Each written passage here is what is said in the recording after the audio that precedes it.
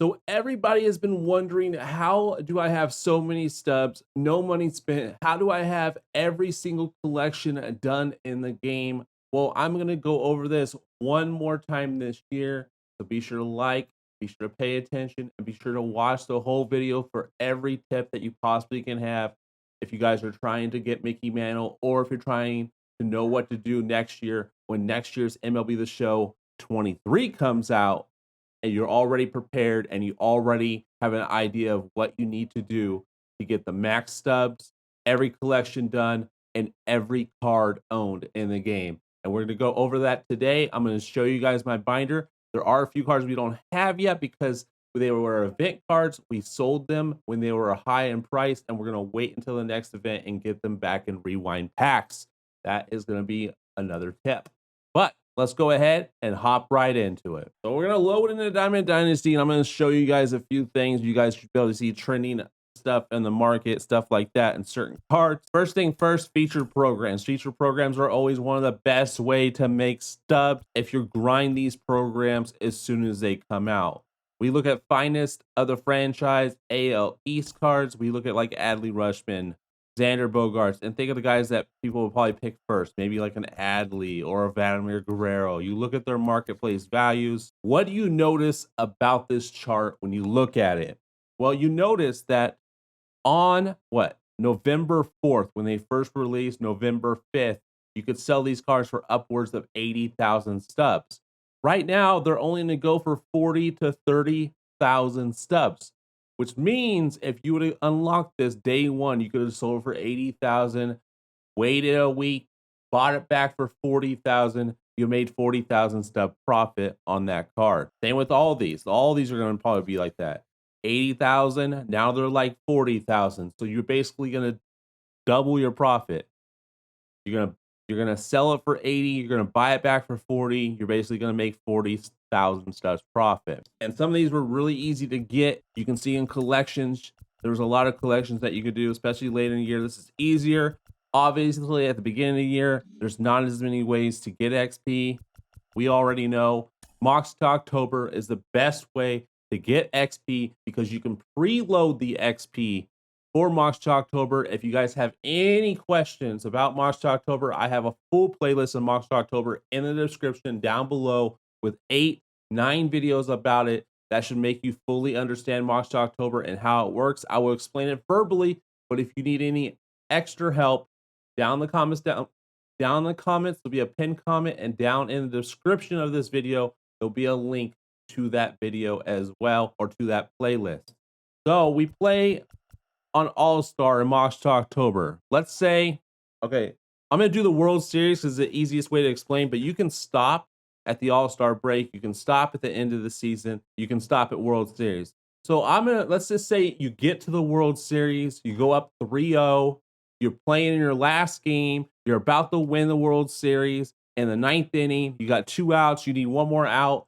You stop and you save and exit on your game, and you save that last out until the new program comes out. Once the new program comes out, you go back into that March to October, you get that last out, and you get that 17,500 XP just for getting that 1 out. That's what I mean about preloading XP. You play until you are almost to that next gate for XP, and you stop, and then you finish it when the new program comes out. You can do up to 5 Mox to Octobers on the same console, and if you have multiple consoles or PS4 version of the game, you can do 5 more. So let's say if I have a PS5, I can play Mox to October on my PS5 5 times. I can play it on the PS4 version of MLB The Show 5 times, and I could play it 5 times on my Xbox. So I can technically do Mox to October 15 times. I only think I did it at the max 10 times. So 17,000 times 10 is a whopping around 170,000 XP.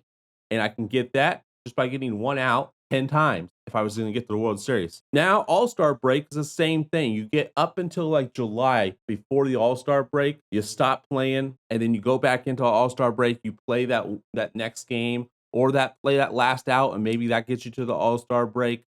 But you play up and then you finish it off.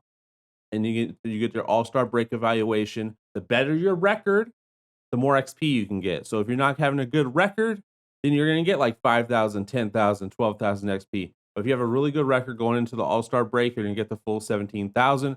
World Series and all that stuff, there is no like how well you did. If you win the World Series, you get the 17,500 on all-star.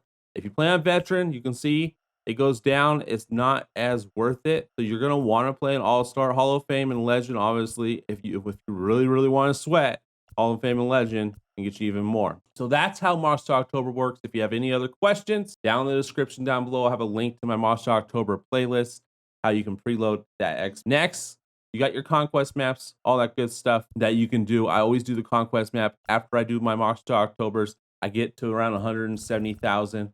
Let's say what 170,000 when it got to like right here. Okay, so I'm like right here already. Like within like 10, 15 minutes, I'm at 170,000 because I preloaded that March to October XP.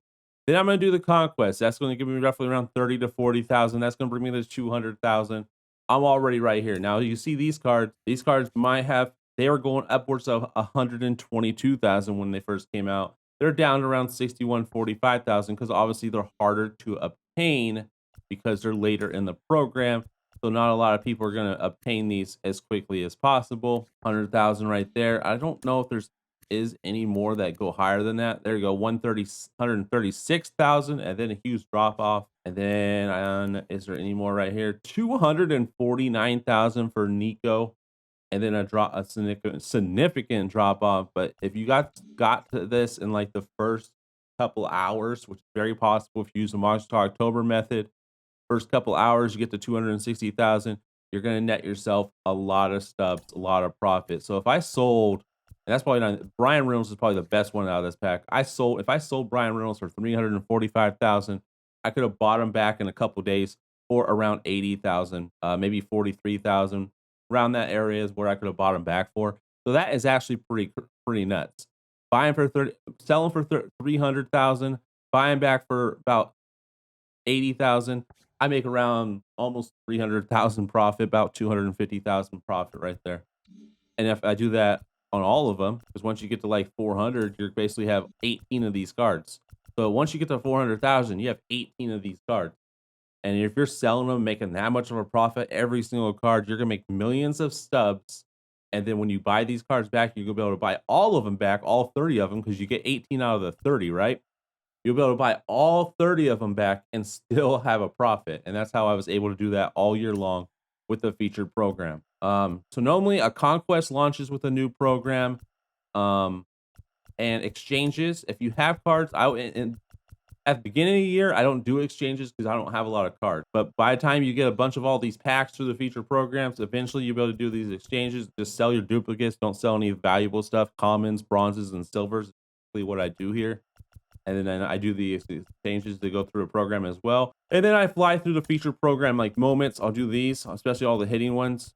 Get through those as fast as possible. Some people play Road to the Show. Road to the Show is a good method as well. You look at like Road to the Show. The reason Road to the Show is so good, we'll go to it real quick, is the archetypes. You grind the archetypes and they give you XP. I don't even know how to get to it anymore, right? You go your loadout, and you check out these archetypes. Yeah, you check out the program. As you can see, you get 2,500 XP, 2,500 XP, 2,500 XP, 2,500, 2,500, 2,500, 2,500, 1,000, 1,000, 1,000, 1,000. I also have a Road to the Show method. I'll put that in the description of this video as well.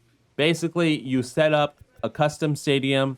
You set up a custom roster, so you're only facing 0 overall players. You hop into a game and you hit home runs like it's no business. I'm talking hundreds of home runs in like a couple games. Like you can have games where you hit like 13, 14 home runs because you just keep on batting around the lineup. That's how OP that is. But I already have a video on that. Not going to go over that too much in this video. Next up though, we have now at beginning of the year, these aren't as good, but I still love them. Especially once they start having rewind packs. Events is amazing, and this year they started rewind packs really early. I think they even started on the second event. So let's look at the rewards. Let's go and look at the current event because I finished the current event in the first couple days. Jacob deGrom, as you can see, his marketplace value, you could sell him for 1 million stubs for the first 4 days, and then he finally has dropped to around 700 to 600,000 stubs. So I sold him for 1 million stubs, got my full max on him, and then I'm gonna buy him back when he's in the rewind packs. Because once he goes in these rewind packs in the next event, look at these cards. These cards are already like 50,000. But guess what? Charlie Blackman, when he first came out, if you got him day one, you made 400,000 stubs. Jaime Candelario, or Candelario, however you pronounce it, he was a million stubs, right? It's like 125, 50,000 stubs, think, right? Let's see, location, about 82 to 69,000 stubs. Obviously, that is inflated because of the Mickey Mantle set. Earl Hershiser, same thing, 333,000 stubs. This is an old one. Now he is 78, 65,000 stubs. It's just the way events works. So Jacob DeGrom is a million stubs. He will be down to 60, 70,000 stubs, maybe even 50,000 stubs once he goes into the rewind pack. I believe there's a new event next Friday. So next Friday, you'll be able to get Jacob DeGrom, and he will be in the rewind packs next Friday if anyone wants to know. But that's how you make stubs with these. Once they go in the rewind packs, boom, done. Now, let's say you keep up with every event. You got every card.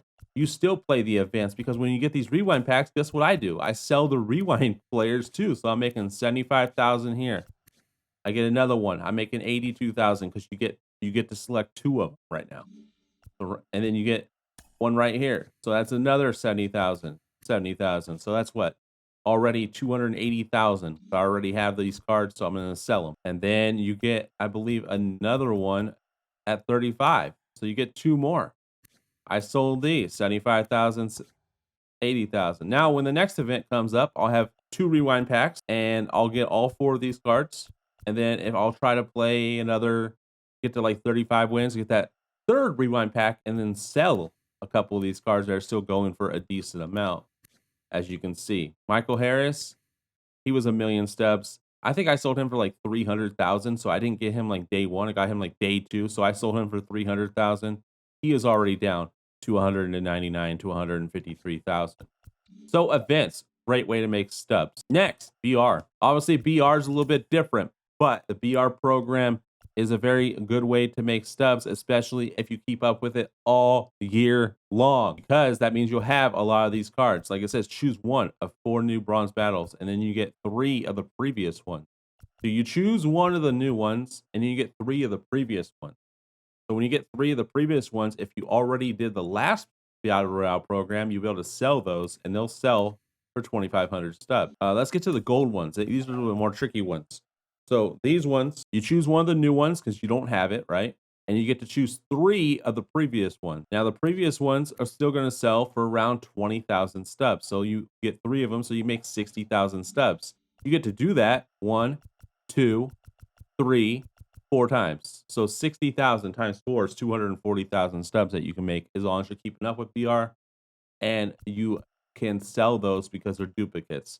And then in the BR program right now, obviously at the beginning of the year, they don't put all this stuff in there. They have like the rewind packs, they have like the previous packs, but not as many at the beginning of the year. But you can still make stubs if you grind the program fast. It's the same thing as going to go with the events. If you grind it fast, the price will be high early. They'll drop as you go on. They'll drop in price, and you just pick them back up, buy them off the marketplace. So you sell it quick for 25,000. You buy it back for like 12,000, 13,000. You make profit. BR flawless rewards typically work the same way. However, with Mike Trout, there's so many orders. There's not as many people playing the game. He's going to stay a million for quite a while. But if you look at like previous ones, we can go look at a rewind flawless, and we'll go take a look at like Chipper Jones at the beginning of the year. Okay. What's another one that we can look at that's more current? How about George Springer? Is he more current? Everyone's went up in price because the new Mickey Mantle set. So it's kind of hard to compare because it only goes back to October, not like when they first came out. So that makes it tough. That one had a big up, went up and then went back down again. So that's like kind of like what it'll do. So like you see where it went, where it was up at like in November and then shot down really quick. That's typically what it's going to do at the beginning of the year. Is there'll be high price, and once as the program goes on, they'll drop price a little bit. Rich Gosh's same thing. You'll see that trend. He went down, not as much, but he was like what 375,000. He's now like 265, 170, 192,000. Really good right there. But that's pretty much the BR program. If you grind it day one, you're gonna make the most possible stuff. The other thing is the roster update. Invest in cards that go up in price, go down, and hopefully not go down. But that's more of a high, low risk, high reward type of investment. It's not always going to pan out. You might invest in the card, he might not get an upgrade. So that's why I typically don't do a lot of roster updates. I do them, but I don't make a lot of videos on them because there is more risk in that than there is in this. Now with the BR program, guys, do these missions. Draft these players, do these missions. Win or lose, just work on these missions. You'll get through the program. So there 4,000 in a single BR entry, 12 extra base hits in a single BR entry. Those might be hard if you're losing a lot, but eventually, like these other ones, 15,000, 25,000 PXP and BR games, those aren't time limited. 100 total bases and 40 runs aren't time limited. So that's 10, 20, 50 points right there. And then if you can get these two knocked out, that'll help you out as well. But those are in a single BR entry, so you'll have to play a decent amount of games to get 12 extra base hits or 4,000 PXP in a single entry. And every time you win, you get a point as well. But typically, you can technically do this by only winning 3 games the whole year, the whole time. If you were somehow to get 4,000 PXP in 5 games, because you won 3 games. So you won 3 games and you lost 2. So in 5 games, if you can get 4,000 PXP and 12 extra base hits, then you could complete the program by only winning 3 games the entire time. So you don't have to typically win. Because like what you're gonna do is you're gonna get 50 right here, right? Let's say you don't do these. Let's just say you don't do these. You haven't won a game yet, but you're doing these missions. So that's 16 right there. So 16. So you got 50 plus 48. What's 50 plus 48? It is 98. So you're at 98 without winning a game. And without these 2 missions right here. So if you win 2 games, you get to the 100 and you finish the BR program. So you need to win 2 games and do the rest of the missions. These single BR entries, you do not need to do these, but they will help. It'll make it go a lot faster. You just have to do all the missions. And that's how I have 4.9 million stubs and have pretty much every card in the game. We can take a look at my inventory. We go to live series. I have every live series card in the game. Hopefully SDS fixes free agents because there's a free agent that isn't possible to get, so I cannot get him. But I do have every card in the game besides this free agent. So SDS, please remove Alexander Viscano.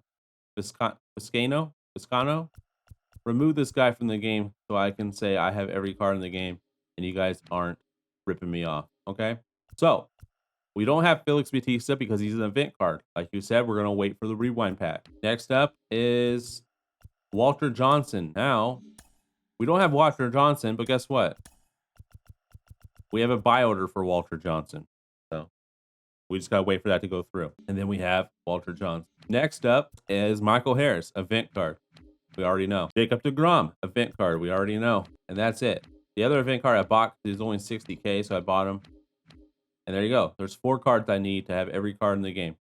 And I have a buy order for one of them, and the other one I'm going to get when the new event comes out. So there you guys have it. That's how I have max stubs. Basically every card in the game. No money spent. Hopefully all these tips help you out this year for the rest of this year. Maybe even next year. I'll have these tips again next year as well, along with new tips that I find. Anyways, I hope you guys have a great rest of your day. Enjoy your weekend. I'm going to go watch some football. It is Sunday. I'll see you guys next time.